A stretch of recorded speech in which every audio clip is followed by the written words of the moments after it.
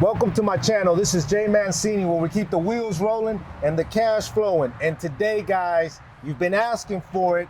It's been a while. I know you guys have been asking for it. Thank you for the patience, guys. But you know we got so much content, so much videos out there for you. And here it is today, guys. Drivers, duties, and responsibilities, starring the man right here himself, Joe Gutierrez, over 35 years of experience with a CDL. And today, guys, we're gonna be talking about the duties and responsibilities of a CDL driver. So guys, before we dive into the video, please like and subscribe. One thing we noticed, and I don't have Mr. Subscribe here. If you haven't seen him, that's our subscribe pillow, okay? He said, I'm not going out to the job site today, Jay. I'm not gonna go out there and get dirty. So he's not here with us, but he did tell me to tell you this. Like and subscribe, guys. One thing we noticed, we got a lot of comments, we got a lot of people following us, but a lot of you guys are not actually subscribing. So just show us some love, help us and support us, just like we try to help you and give you knowledge. Again, like and subscribe. All right, guys, as I mentioned before, I know you guys have been asking for it. Jay, can you tell me, what are the duties, what are the responsibilities of a CDL driver? Well, guys, today I'm with the man himself. He is a professional driver. He's had a CDL for over 35 years. He's my main man right here, Joe Gutierrez. He actually drives one of the trucks for us, and we're gonna be talking to him about duties and responsibilities. Now, you know, I was thinking about this, and as we were gonna start this video, I said, you know what? Instead of me talking about it, let me go ahead and bring the man himself. Now, he's had a CDL for over 35 years, so we're gonna be talking with him about those duties and responsibilities. Now, just to let you guys know a little bit more about the duties and responsibilities of a CDL driver, you know, throughout the time that I've had this business, I've had many drivers in the past, but I will tell you this, everybody has a different way of doing things. Now, Joe Gutierrez here, he has not only driven dump trucks, he's also driven just about any other truck you can possibly think of, okay? So he's gonna be talking to us about what's the best way and what are the duties and responsibilities of a professional CDL driver. Now, for you guys that have been reaching out to me on the comments and messaging us and asking, hey Jay, do you have some kind of guide? And soon, guys, we're gonna have a PDF for you where it will have all this content and you can use it as a guide. So check in the description below. So as I was saying, guys, with over 35 years of experience as a professional driver, guys, I'm gonna tell you, Joe here has been a great asset, not only for us, but I think overall, just a great example of what it is to have a driver, when I like to call a real driver that knows the duties and responsibilities. So with that being said, guys, this is Joe Gutierrez. And Joe, can you tell us just briefly a little bit more about you, how you got started, and you know what's kind of been your journey throughout the years as you had your CDL? Yeah, Jay. I started back in the '80s and started the gravel business, and been doing trucking ever since. I made it into my career and been at it ever since. And to be a good driver, to be responsible and safety's first, always safety and take care of your equipment, Okay. things like that. And I know you started in the 80s, Joe, so the first thing that came to my mind was I'm just thinking, right, I know in the 80s it was a lot different than it is now, especially I'm just gonna assume there was a lot less traffic. And you know, now, as you probably are, you know, we talk about it all the time, you probably think about this, you know, the traffic out there has, especially in the city, right, of Houston, has grown tremendously. So I know responsibilities and safety, obviously we talk about that, but have you kind of seen change from the 80s to now as far as a driver? Well, yeah, like you said, the traffic, first of all, it wasn't that much traffic back in the days. And now it's a whole lot more since Houston's growing more and more. So, just traffic everywhere, and, just got to be more alert and watch your surroundings and things like that. I'm gonna ask you this because it's just something that comes through my mind, and maybe for the individuals that are gonna be watching this video that are new, I know there's probably a lot of new guys that may be watching this video, as we dive into the duties and responsibilities, can you tell us a little bit about one or two things that you think that might have changed that you might have kind of implemented throughout the 35 years or so that you've been driving, from from when you started in the 80s to now, due to the reason that you've got more traffic and there's obviously more vehicles on the road? Yeah, that it is. The logbooks and things like that, have gotten a lot stricter from Okay. when I started. DOT's a lot stricter on the guys that have CDLs. They put it out there so you can take care of your CDL, because you get too many pullovers and warrants and tickets. You get points on your CDL. Okay. Certain amount of points, you can get your license suspended. Great point. Okay. So, okay. you want to choose a career in trucking, it's a lot. You have to take care of your license. I love that you brought that up. Taking care of your CDL. So for you guys that are out there that have just now recently with your CDL or studying to get your CDL, as Joe said here, I mean, Joe, you're just giving them game now, just straight up knowledge. Take care of your CDL. That's probably going to be, would you assume that's probably the biggest thing, first and foremost, for them to make sure that they take care of the CDL, right? Yeah. Making sure that, like you mentioned, they don't get points, because eventually what happens, Joe, if you get a lot of points in your CDL? Yeah, well, if you get up to 200 points of CDL, you get your license suspended. Oh, shoot. You definitely don't want that, guy. So if you own your truck and something like that was to happen to you, you could have chances of losing your truck, losing your license. For the young guys, you heard Joe said that. That's a priority. You got to take care of your CDL. You don't want to get points, because if you get those points, then they lose their license. Yes, sir. And they're in trouble then, right? Yep.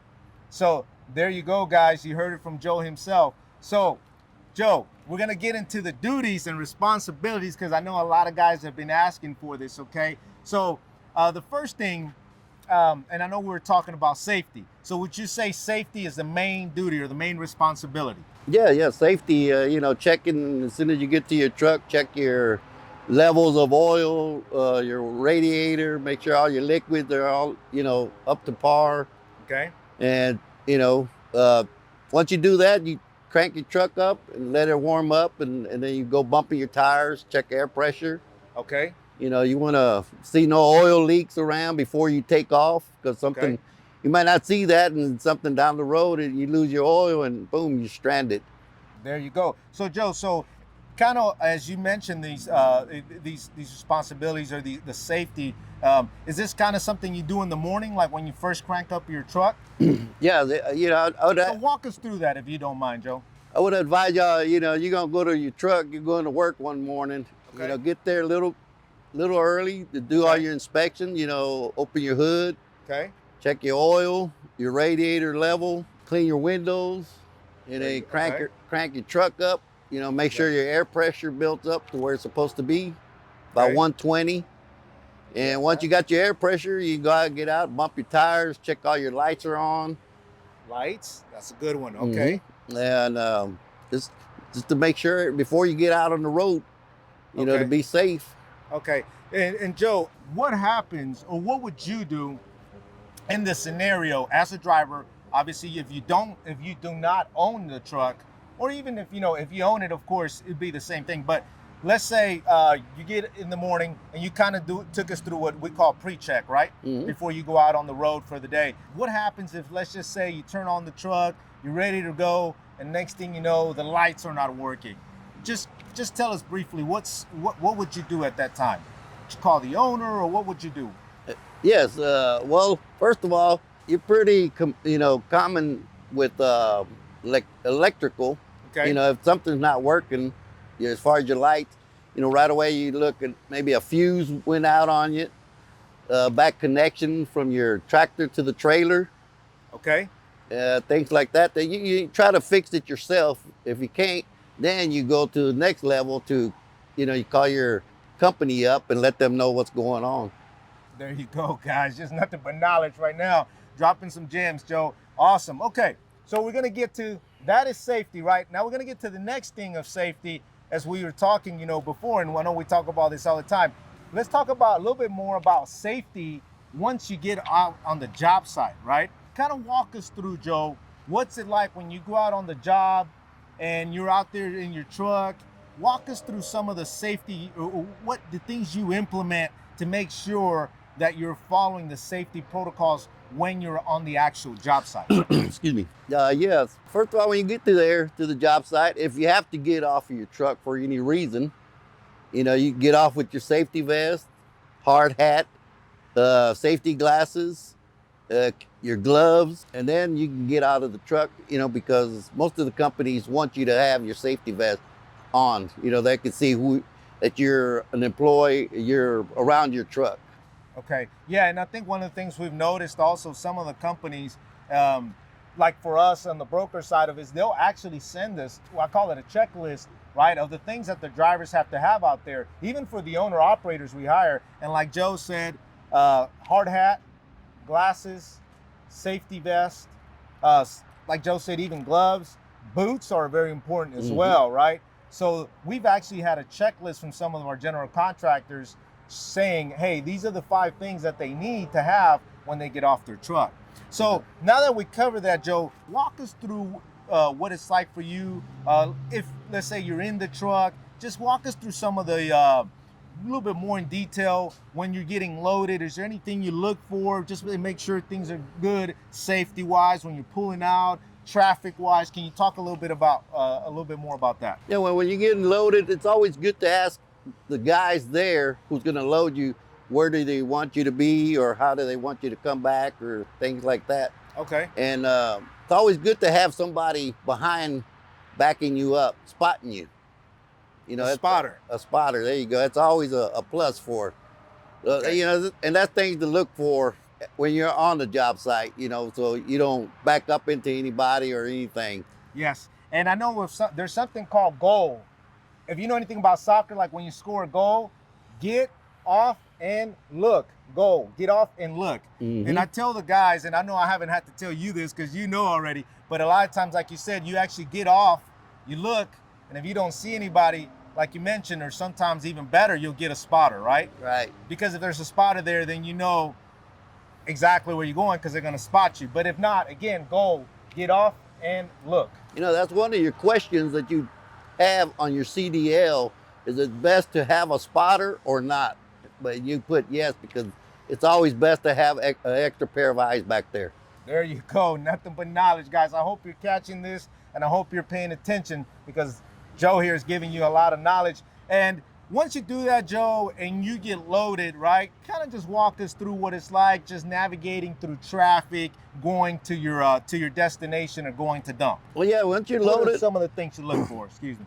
just once you're loaded, you know, you make sure you've got your tarp on, depending on what you're doing, and go back, get out again of your truck before you leave.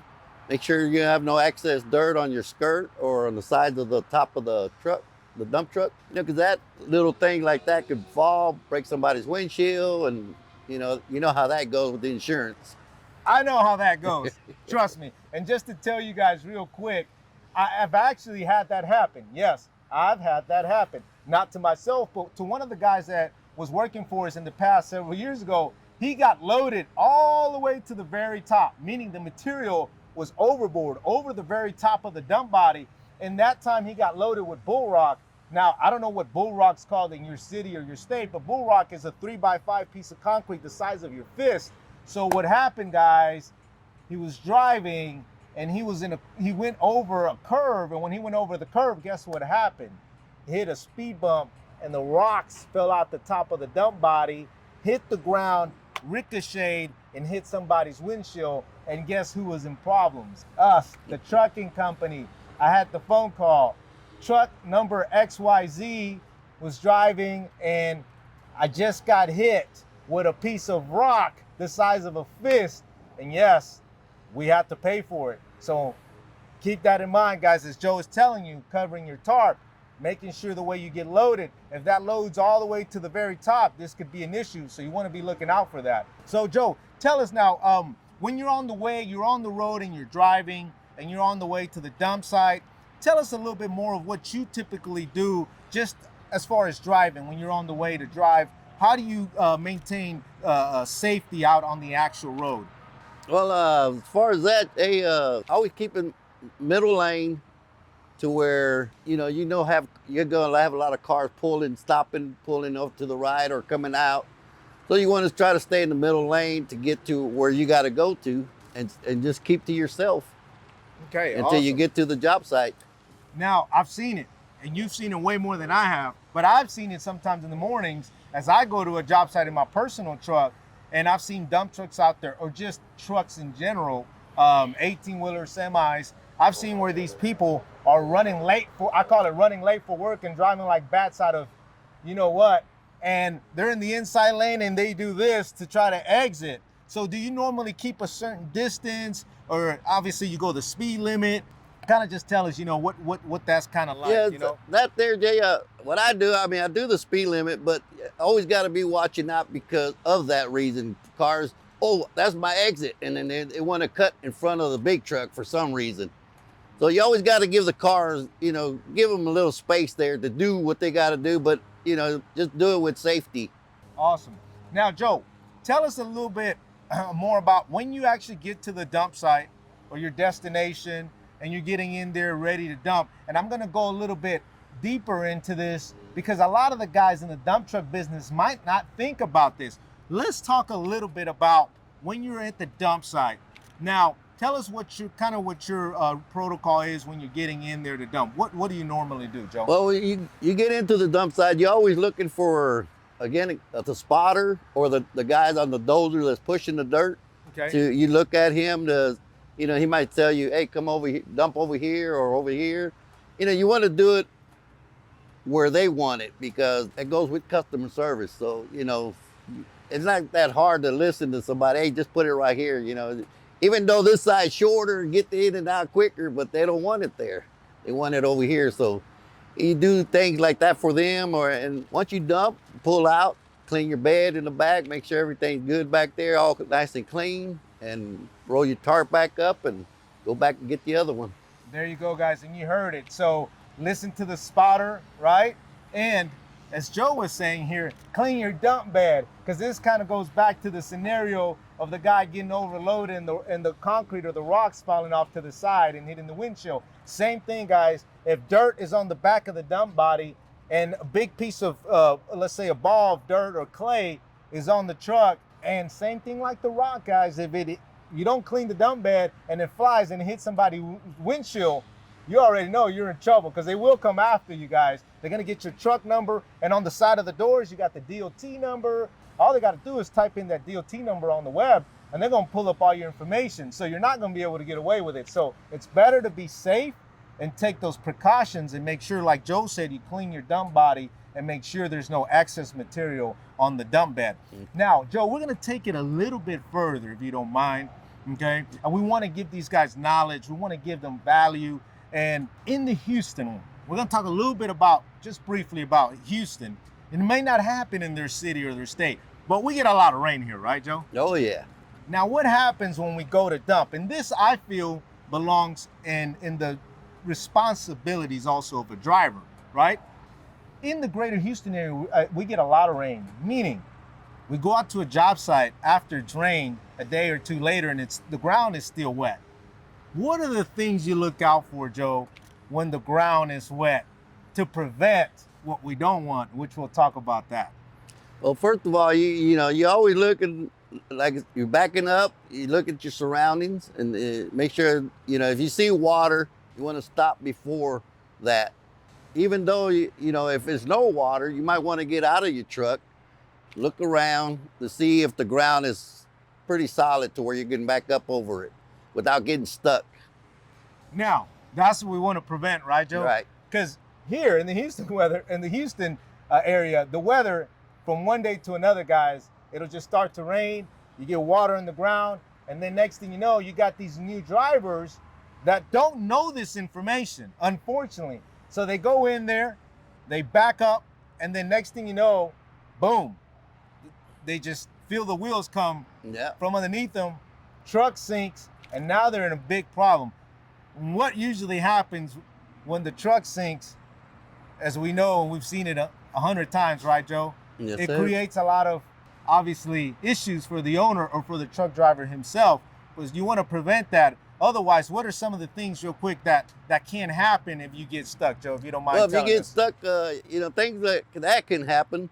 You get the guy, somebody to pull you out. You can rip something. You can rip your bumper off. You can tear up something on your truck, things like that. Which is costly. That's why you want to get out and look around your surroundings before you actually dump your first load off. If that happens, Joe, I'm laughing because I'm thinking about all these scenarios right now. I can't help it.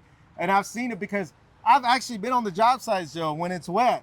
And I've had to get off my personal truck and tell the guys, because I usually know who the new drivers are that are usually working for somebody else we hire, right? And I know that the guys we hire as owner operators are responsible, but they may have a second or third truck and they may have hired a new driver.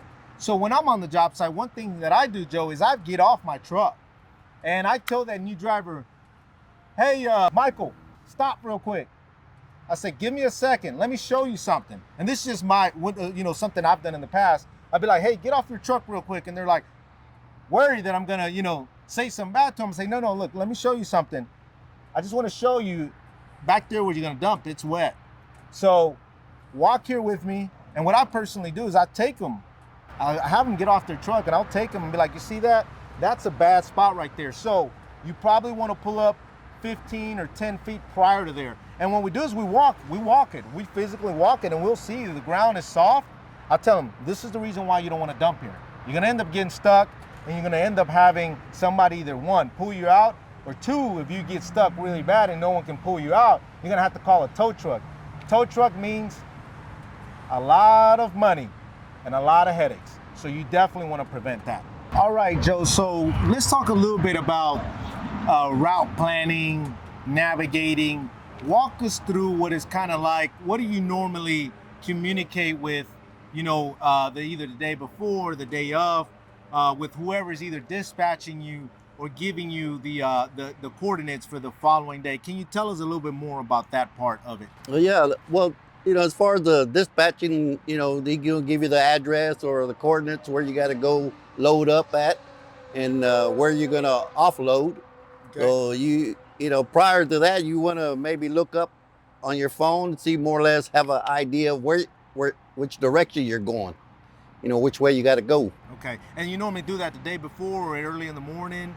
Yeah, or you can do that at a good time to do that is when your truck's warming up, and just Google and do what you got to do. See which way you got to go to, which direction, which is the quickest route, the safest route. You don't want to go through where it says no through trucks. So there you go. You want to get around that, All right, great. And once you look that up, so that basically gives you a little bit more clarity of timing, right? And how long it's going to take you to get there. Like you said, going through, especially like an area that says no through trucks, you definitely don't want to go through there because you could get, obviously in trouble for doing that. And then as far as you getting those coordinates of where you're going to get loaded and where you're going to dump, can you tell us just briefly what it's kind of like, Joe, once you've gotten there, and we talked about when you get safety, when you get loaded, when you dump, what are just kind of tell us a little bit more of what it's like, Joe, whenever you're going and you're loading, you dump and you come back. What do you kind of just in general look out for and just always on top of? What are the main things you kind of stay on top of after you've already loaded, you've dumped, and you're coming and going? What are just kind of the basics? I just try to keep a safe routine, a route, a good route for you.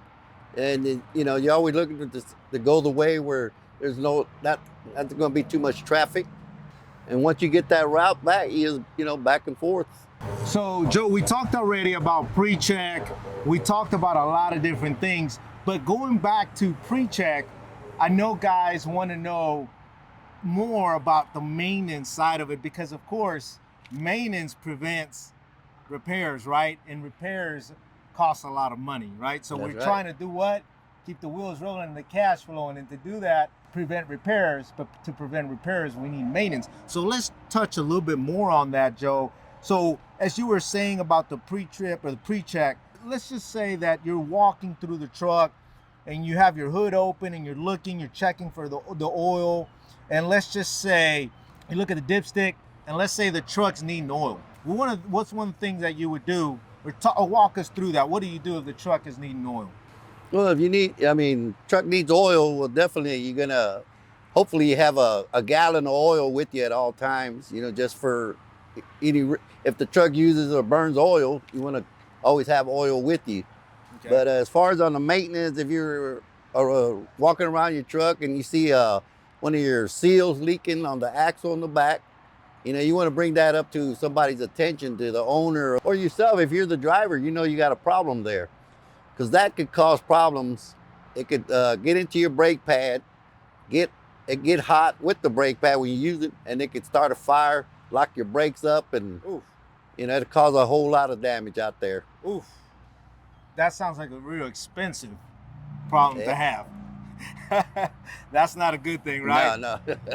Now, obviously, that is also what I call an oil leak. And going back to if you see, let's say you get there in the morning and you see a big oil leak on the actual ground, is this something to be concerned of? Oh, yes. Yeah, definitely. What would you do in that case?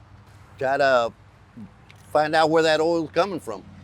If it's dark, you have to get a flashlight, get up under there and see where you see the oil drip coming from. There you go. Because you're running down the road and like that, you didn't pay attention, you can lock up your motor, and that's going to cost you a whole lot of money then. That's probably one of the biggest nightmares for the guy who owns the truck, right? That's right. Or the company that owns the truck. Or the company. There you go. Now, Joe, as far as the radiator goes, because we know it works hand in hand with the engine, right? When you check, like, let's say, for instance, the radiator and it's missing radiator fluid, walk us through that, Joe. So just recently, like, I found when I was doing on the truck, I saw red on the fan, the sprout of the fan. And right there indicates that we had a little radiator leak. And so I followed it, and there's where you find out where the leak is at and try to fix it before you leave. Now, if you can't fix it, Joe, or if this is a guy who's driving for a big company or just a company in general, and he's not going to fix it, and it's the company's responsibility, what do you do in that scenario? Well, in something like that, if I'm a company driver and I'm telling the company what's wrong with the truck and the company's not doing anything, well, I'm not driving the truck. Uh-oh, I like that. Yeah. Okay, so as a professional driver, this is one thing for them to keep in mind, right? That's correct. If the guy that owns the truck or the company that owns this truck is being negligent to fixing the things the driver is telling them is wrong with the truck, then what are you doing again? You're not what? I'm not taking off nowhere. There you go. So you heard it from a professional driver, right? Because, Joe, what happens, obviously, if you still drive the truck and you get in the truck and it's missing oil, or like you said, you see there's a leak in the back in the seals, what happens? Not only is the company in trouble, but are you in trouble as well? Well, not only, yes, you'll be in trouble, but if DOT pulls you over and sees that, and then they can question you, why didn't you tell your company? And then if you didn't tell them, well, you're in trouble. That's a big ticket for you. There you go. And going back to what we said, you get a ticket, and then if you get more than several tickets, reiterate again on that, what happens? You got to start building points on your driving record, on your CDL, which could cause you to lose your CDL. There you go, guys. You heard it from Joe himself. This is why it's so important for you as a driver to make sure you're doing your job and you're checking for all these things, right? Because if you're not checking for them, not only is the company going to be in trouble, but you're going to be in trouble. So you guys work hand in hand, and this is why it's a responsibility and it's a duty for you to make sure that you're not only checking these things, but you're also telling the company or the truck owner of what's going on. If not, again, you're probably going to pay the consequences as well. Don't think that because you are not the owner of the truck that nothing's going to happen to you. No, guys, you got to think about it this way, okay? The truck is your tool. This is the tool that you utilize, right, to work with, meaning that's what puts food on your table, to keep things in simple terms. So you want to make sure that you do your due diligence. You check the truck every morning. And I would go even further to say that, is it okay to also check it in the afternoons when you come back That's after correct. working? That's right. Would you Yeah, say? because when you come back from work, good truck driver, you're gonna let your truck cool off, idle down by itself, let the temperature go down. And while that's going on, you do your little routine route around the truck, make sure everything's still intact, what you saw from the morning. There you go. Because I've seen it happen to us guys where the guys will go out and they'll work all day and they were dumping, let's say, at a concrete plant, and for whatever reason, they got a nail, okay, in their tire, and they don't know that because they're driving throughout the day. And then when they get back to the yard in the afternoons, guess what? If they don't check the truck and that nail's been sitting there overnight, let's not even mention if it's a front tire, then the next morning when they get ready to go to work, that tire is flat. We got a problem, right, Joe? Yep. So now if it's a tire in the back, you may be okay. But if it's a tire in the front, you can't even go anywhere, right, That's Joe? correct. That's So right. that's just an example of why it's so important as a driver to do the pre-check in the morning. And I would suggest, and Joe, obviously you suggest as well, even in the afternoons, right, to making sure everything looks good in your truck before you go to work and after you come back from work, right? That's correct. So Joe, I think we've covered a lot in terms of maintenance, pre-check, after, you come back to the yard after work, the responsibilities, the duties. We covered the safety of when you get loaded, when you get unloaded, when you're on the job site, right? Yes, sir. And then of course we covered routes, making sure that you know where you're going the day of or the day before, making sure you check your routes, what's the safe way to get there and get back, right? But there's another thing I want to cover with you guys, and this is something that, to me, and I like to usually call this my bonus tip, okay? Most people are not going to think about this, but here's the bonus, guys. And if you really want to be a great driver, this is coming from a guy that's owned a trucking company. Here's what goes the extra mile for me when you're a driver. And this is how you can also eventually expand to not only becoming a good or great driver, but eventually when you become an owner operator, or if you're an owner operator and you own your own truck, this is how you also grow your fleet, guys. Okay, so if you're just a brand new driver and you love the dump truck business, or you like the dump truck business and you're driving from somebody, okay, you're gonna need this, guys, in the future, because eventually you're gonna buy your own truck. And when you buy your own truck, believe me, you're gonna need this, especially down the road if you ever decide to buy 2 trucks or 3 trucks and expand your fleet, okay? Customer service, guys, customer service. Now, a lot of drivers, I don't wanna say this, but I'm gonna say it. I'm gonna be honest here. Do not give customer service. Now, you're thinking, Jay, why do I gotta give customer service? I'm just a driver. I've already done the pre-check. I've already done all these other things you guys talk about. You want to be great? You go the extra mile. Customer service, guys, okay? Now, Joe, tell us a little bit about what you do as a driver when it comes to customer service. Well, customer service, just like any other type of business, you want to give the people good service. Bring them the material that they ordered, put it where they want it, and get off and be respectful, and it's all about that, and that'll go a long ways, especially if you just starting your business. They see you giving good customer service, good, no problems, nobody, and that gives you more work. Yes, and not only you get more work, guys, but I wanna mention this real quick. When Joe's been out on some job sites, okay, not only Joe, but some of the other guys that we have that work with us, this is what's happened, okay? The drivers that give good customer service, guys, you know what the contractor does? He calls me and he says, Jay, the guy you sent today, Joe, in that truck number XYZ, I want him back tomorrow. And why do they want him back? Customer service, right? What does that lead to, right? Customer service leads to, like Joe said, more work.